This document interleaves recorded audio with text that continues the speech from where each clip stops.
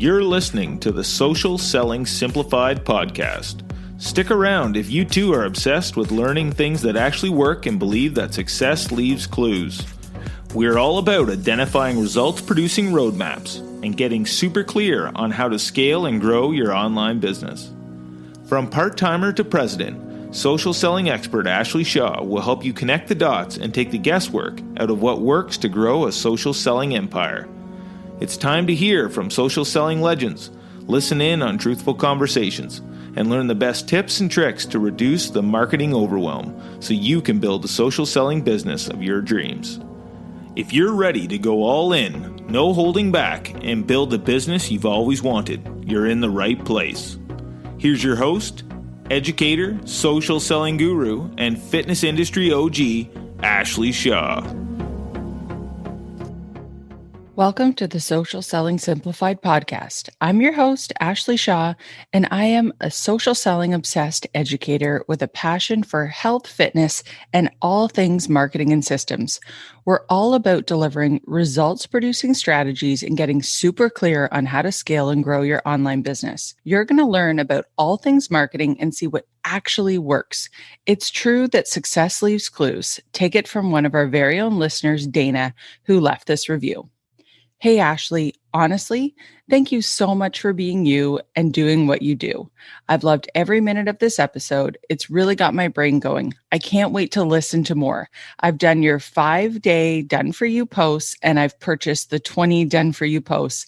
And I simply cannot say how amazing my interaction with people has been when I was using your posts. One day I will have purchased all of what you offer. Just have to get past the hubby first. Thank you again for you. XO, Dana. Dana, thank you so much for this review. If you're loving the podcast and finding yourself motivated to grow your business or enjoyed all the marketing tips, do me a favor and help me spread the message.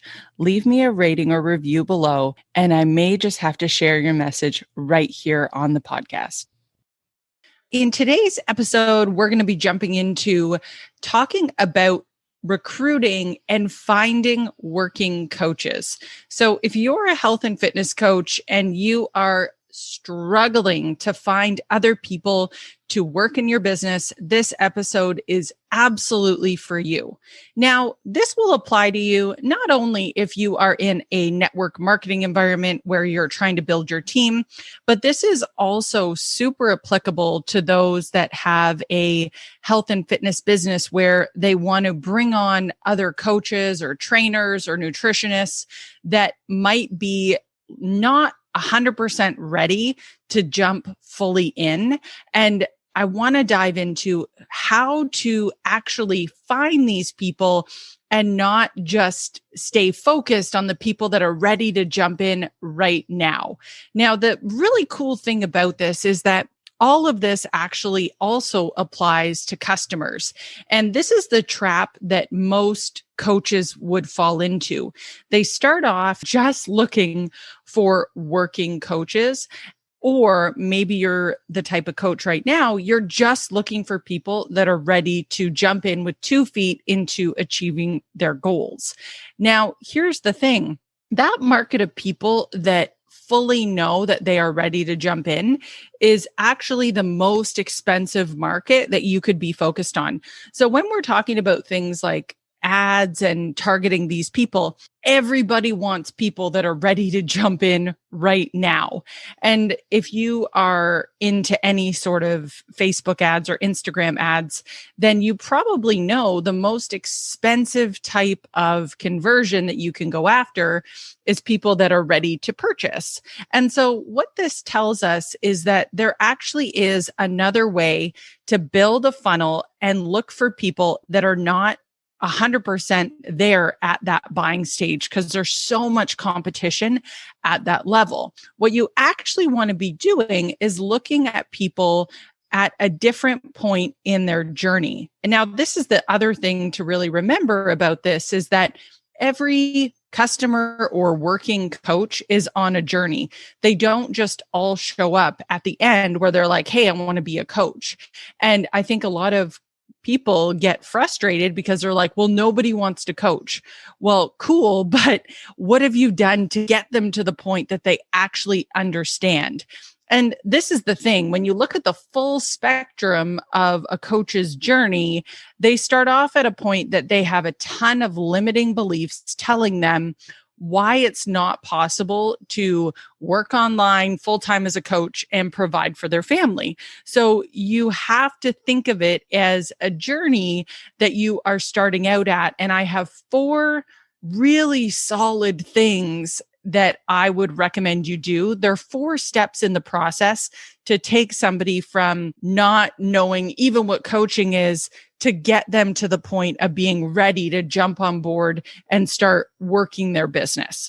So I want to set the tone by first starting to talk about this journey and what this really looks like. So step number 1 here is to think back to who you were as an ideal customer. So all of us did not start off in the coaching world 100% where we are with our feet planted right now. We all started with different needs and things that problems we were trying to solve.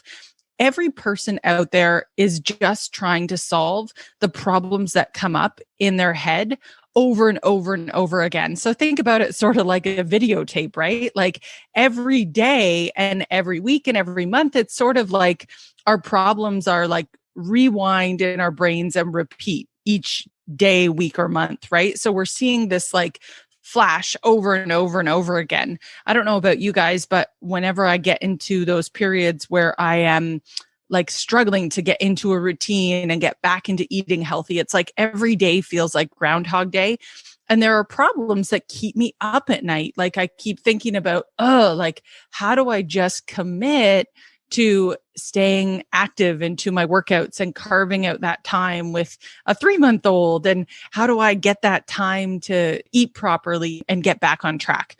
So those are the thoughts and feelings that may be going through my mind over and over and over again. And with this step number 1, to think back who you were as an ideal customer, you will know this person really, really well. So maybe you started out in your coaching journey at a place where you knew you wanted to get healthy yourself. You were thinking about having to, maybe you're a mom and thinking about, I didn't want to have to go back to work, or I'm a teacher and I really would like to be able to stay home. Or maybe you're somebody that is just like, I hate the 9-to-5 grind. I want to stay home with my dogs.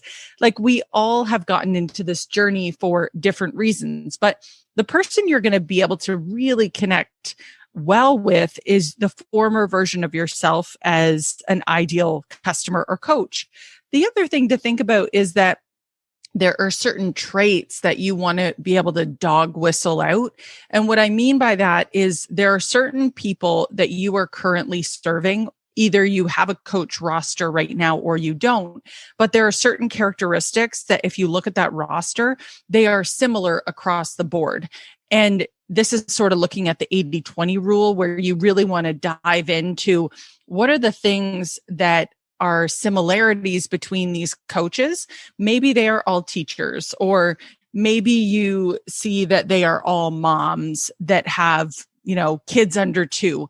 Whatever it is, we all have patterns with the people that we attract and that typically do the best for us in terms of our working relationship. So you want to be looking for those clues in the people that you currently serve, or if you don't have a coach roster yet, the people that you want to serve. So really think about what you're looking for. And with step number 1 here, it's important to get real clarity on this, because you can be very, very specific in your social media posts with who you are looking for. The messaging is really important. I know a ton of coaches put out posts on social media and they're so concerned with engagement and likes. What I want you to remember is that your social posts, it is a delicate balance. Like, of course, you want to get engagement so more people are seeing your posts and all that sort of stuff. But sometimes people will read a post and not engage with it, but it'll cause them to think. That's the real purpose of posting on social media, is to cause someone to think differently or to take action in some way. But sometimes I have read posts. I think I've shared this one on the podcast before where it was about this mama orchid and she lost her baby. And like, I was bawling as I read this post and I did nothing with it, but it made me, I remembered that post after I read it. So that is really a home run, is getting somebody to read what you're putting out there and for them to feel a deep down emotion. So step number one, think of who you were as an ideal coach or customer, and then get into that customer's shoes and really talk to them directly about the problems that you know that they're facing and the limiting beliefs that you know are holding them back. Maybe it's things like they're struggling with the belief that this is even possible because everyone in their family is like, no, that's a scam. You'll never be able to do that, and that sort of thing, right? So really, really think about who they are and what they're going through. Step number two is to connect with them first on social, but don't stay there. So here is the problem with social media, is that it is all like, if you think about it like real estate, it is like renting. The problem with social media is that if you are renting this space, it doesn't guarantee that you own that engagement or you own that interaction with your customers, because at any point in time, your social media accounts could be shut down or the algorithm changes and now you can't get in front of your audience. So the purpose of social media is to make connections with people, leading with your values. So I always think about it like your hand. One of your fingers is going to be health and fitness, and one other one is probably going to be how you make money in health and fitness, and you have your accountability and all those things. But the other things you talk about, the other, let's say 3 themes, need to be other things that are far reaching so that you can attract those people in. So in my example, I like to talk about Airbnb stuff because that is our other business that we have. Is we find vacation rentals, we find places that we love to go, and we make them into Airbnbs so we can visit them. We do a lot of renovations. I love to decorate and shop and it just happens to also be a business expense. So I love to talk about that. I also love to share things that my daughter is doing. And so there are other things that I add into my social media. It's not just about teaching people about social media messaging and how to build sales funnels. It's much beyond that, into these other areas. So it's really important to connect with people based on the things you have in common, because that is what connects us. That's how we make friends, right? We look at what we have in common with somebody first, and that is what gets that ball rolling. And then when we know we like someone, we want to know more about them. We want to see more of what they do and get involved with them. So connect with your people first on social, but don't just stay there, but do a really good job of showing up with your values leading you and really trying to connect with people on that level, not just health and fitness. The third step is to actually move them to a Facebook community.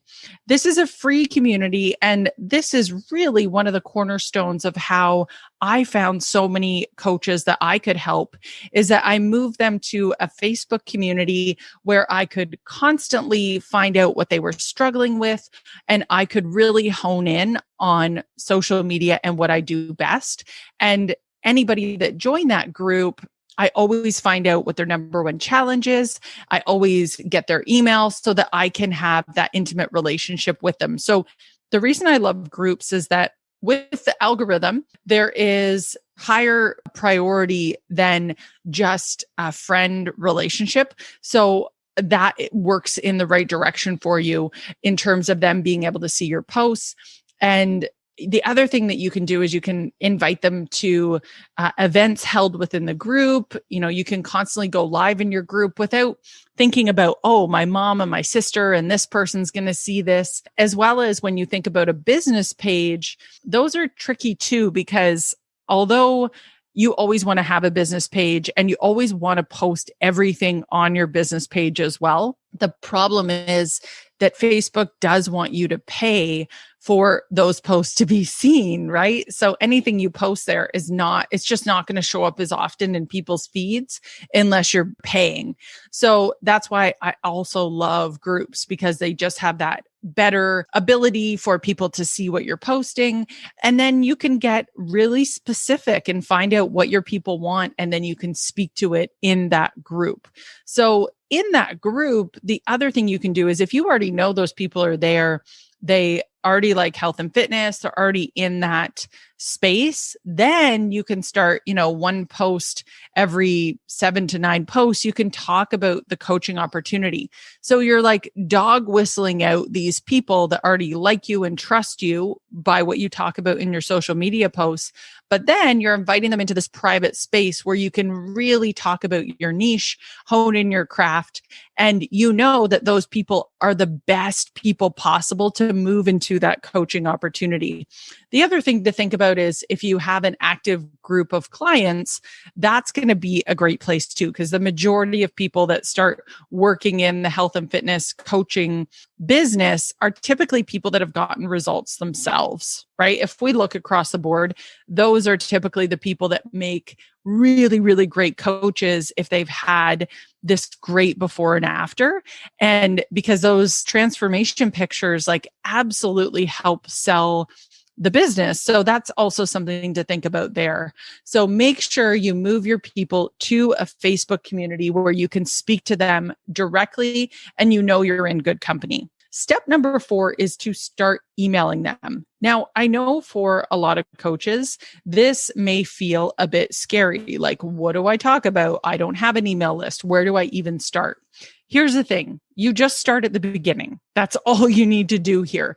The importance of an email list, here's the reason why I love email lists, is that when it comes to your social media posts, they are seen 1 to 2% of the time by your audience, right? So like, you can have a ton of connections on Facebook or a ton of followers, but it doesn't mean that everyone is going to be seeing your posts and what you're putting out there. And I sometimes think this is where coaches sort of get caught up with themselves, is they feel like, oh, no one's reacting. What I'm putting out there isn't good enough, but yet really not a lot of people are seeing their posts.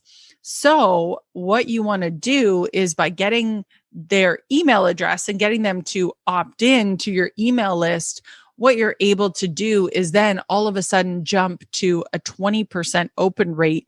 That's the average email open rate. So you go from 1 to 2% to 20%.